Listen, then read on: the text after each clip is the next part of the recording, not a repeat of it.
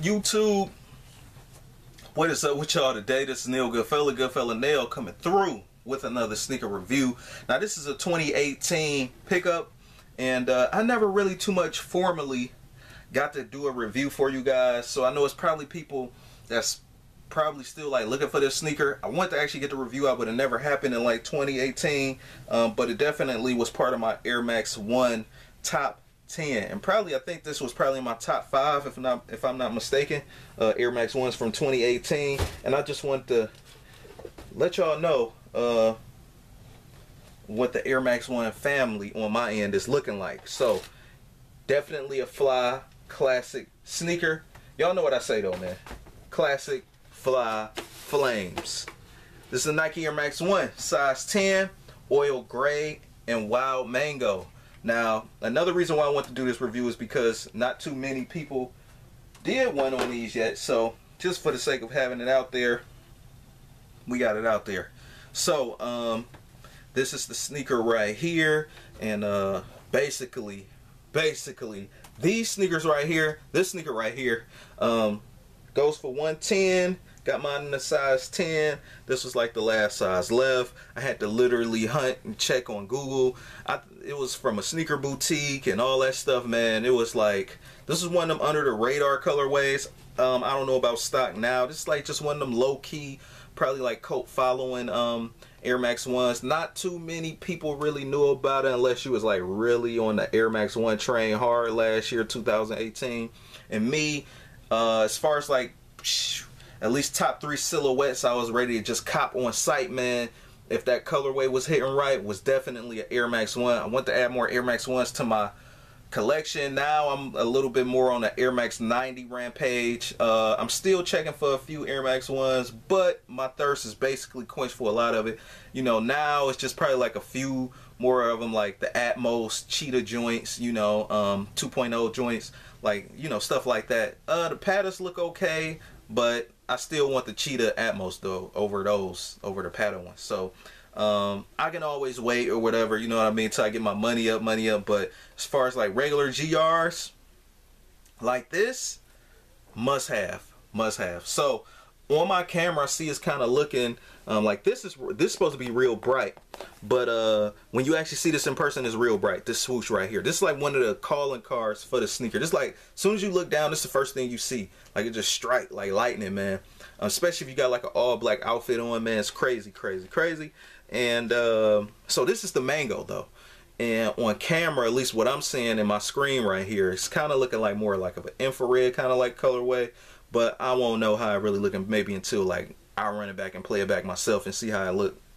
So this can be glowing mango the correct way for all I know.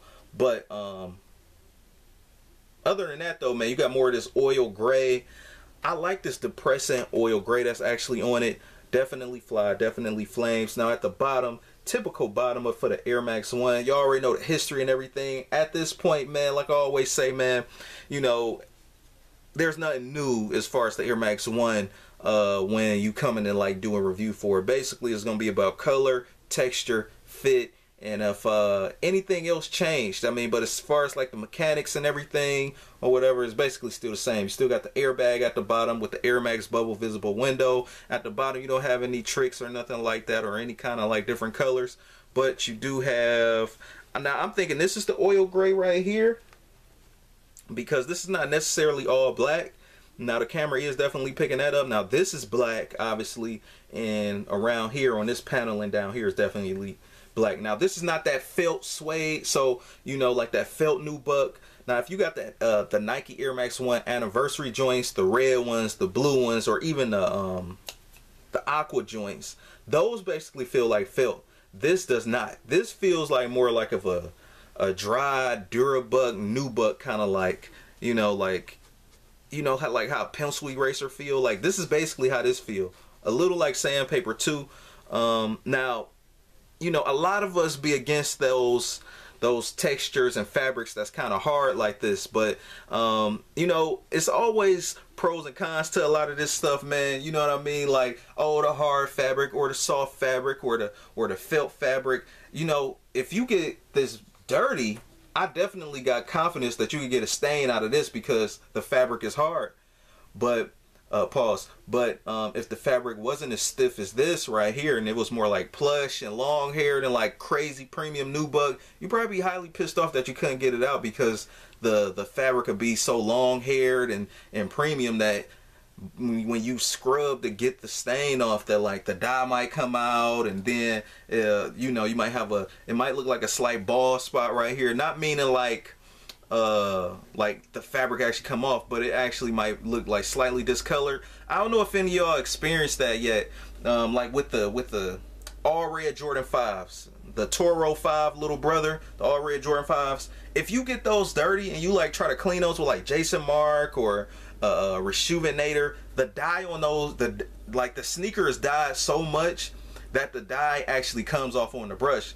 So it's like one of them things where like you really got to be cautious the way you clean that kind of kick up, because the dye on it is so hard, and the fabric and the nubuck, we be screaming and hooping and hollering about all this premium quality stuff, and it'd be hard as hell to like actually take care of some of that stuff sometime. So with these right here, I rest my case after this. These are easy cleanup, even though this is not crazy premium. Okay, so like you can actually take the scrubber, some soap, whatever you use to clean your sneakers with, and you don't really too much have to worry about the dye coming off unless you like scrubbing like this is a floor or something. So, you know, don't scrub it like that. But again, you got more of like the off-white midsole. Going to the insole, you just have more of that oil gray, and you have the beige Nike Air. It's semi-beige. Matter of fact, it's more off-white like this. So I don't know if my camera can actually pick that up.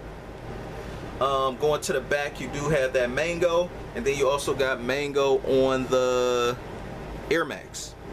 So everywhere you see the orange is mango. That mango is definitely popping hard.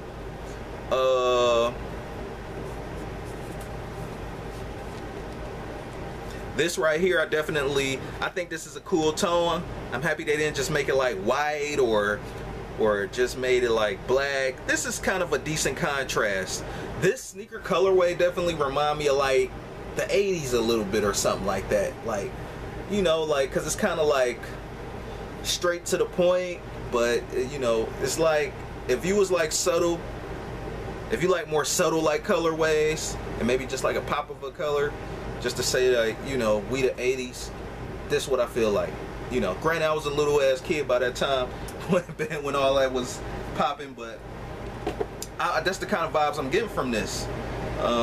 You know, different sneakers give you different vibes. You know, with the 90s, you know, you get them fluorescent hot pinks and the neon greens and all that stuff, but with this, none of that. And y'all know me, man, my sneaker repertoire, man. I mean, you could just look at all the videos, the sneaker videos I put out. I definitely like me a loud pair of sneakers, but let's not get it twisted. I like me a pair of subtle sneakers too, as far as colorway go. You know what I mean? So, hey man, I just feel like, you know, it's expression. I'm not always popping full of 90s colors all the time. Sometimes I want something more subtle like this. Like this, these look real mean with an all black outfit on. That's just plain and simple. Of course, you could freak it different ways, but to me, it looks real good with like a black jean, or even if you got like some black, if you're wearing these with shorts, you can get like some black tube socks and just kind of like bring them up or something like that. You know what I mean? Just really murder it out, man, and just, you know, steal the scene with them.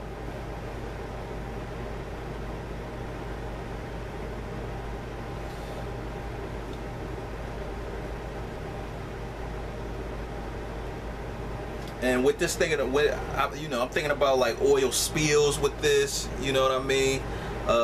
With the color actually being called oil gray.